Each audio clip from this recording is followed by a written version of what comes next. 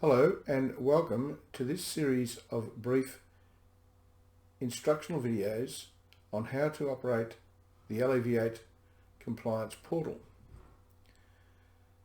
So my name's Steve Goss. I'm an experienced event professional in the area of safety, risk and emergency management, and I will guide you through what you see on this video and also the following videos. So let's start by what we're seeing on the screen in front of us. I'll start by going to the administration section up here on the top right hand side, which is portal administration, and the My Account tab. Here in the My Account tab you have the ability to make some changes wherever there is a hyperlink visible. You can make those changes, or you'll see here the logo.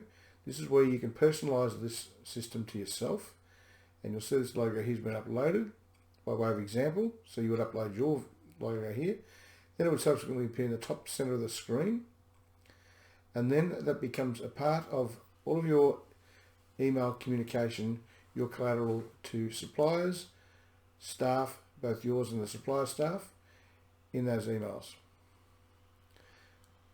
Also here in the users section you can actually add or delete users depending on your prescription level, and assign them a particular user profile. Again, the purpose of this video is not to show you how everything works, but just to give you some familiarity. So getting back to the screen here, down the left hand side you'll see a range of menu options, and these menu options appear identically over here in this section of the screen. The reason being, if you're elsewhere in the portal, such as in the suppliers or on-site inductees, and you want to navigate to another section of the portal immediately, you can do so by clicking on any of these menu options here on the left-hand side. On a tablet device, an iPad type, or a smartphone, these menu items don't appear visibly, they appear by way of drop-down menus. So just getting on with the familiarity side, the Events tab is where you create and manage your entire events within there, and this again will be subject to a later instructional video on how to. The My Staff tab is where you add all your own staff, assign them particular roles if you so wish, and also assign them particular inductions and training. Similarly, the suppliers silo operates the same.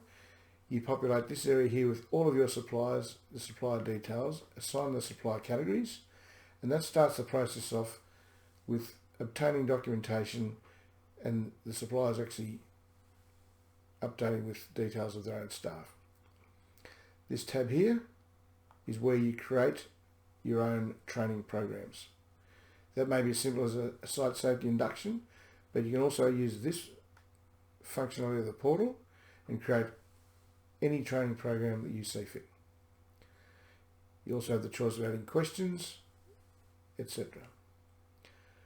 The on-site inductee, if you're in a business or a venue where people just want to come along and do some work, it might be the air conditioning repairman, and you want them to do a site safety induction before they commence works, this is the spot where you would add them. It's done quite quickly and allows them to get on with their work, whilst you've also covered off your due diligence obligations and warning them of the potential hazards. In the My Documents section, this area here, you'll see it also appear inside the Events tab, is where you can control your entire document management system. It works a little bit like a Microsoft Explorer, but looks nothing like an Explorer. It operates so you can share documents from within here via a series of hyperlinks to whoever you wish to, maybe internally within the organisation or even external stakeholders. Down the bottom section here gives you control over content. For example, if you're adding a supplier and you have a choice of supplier category and the most suitable choice is not available to you, you can then go here, create your own category and assign the right documents to that category. And then when you go back to here, you create that supplier and assign the new category to that supplier. That allows you great flexibility in how you manage suppliers and contractors. Similarly, if you're adding a staff member or your suppliers are adding staff members and the roles don't quite fit, this area here is where you create additional staff roles. And again, there is a library of staff documentation available, but you may also wish to create your own staff documents. And this is where you would do so here, and you would assign those documents to these particular roles, and you would go back to your staff and assign the staff member to that role that you just created.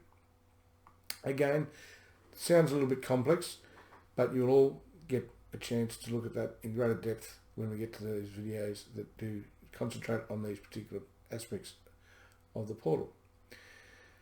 So without going into too much more detail at this familiarity tour, that is just the way that this particular system looks and feels, and shows you how you can administrate here by changing a few things at that end. Thank you for your time, and I look forward to the next video.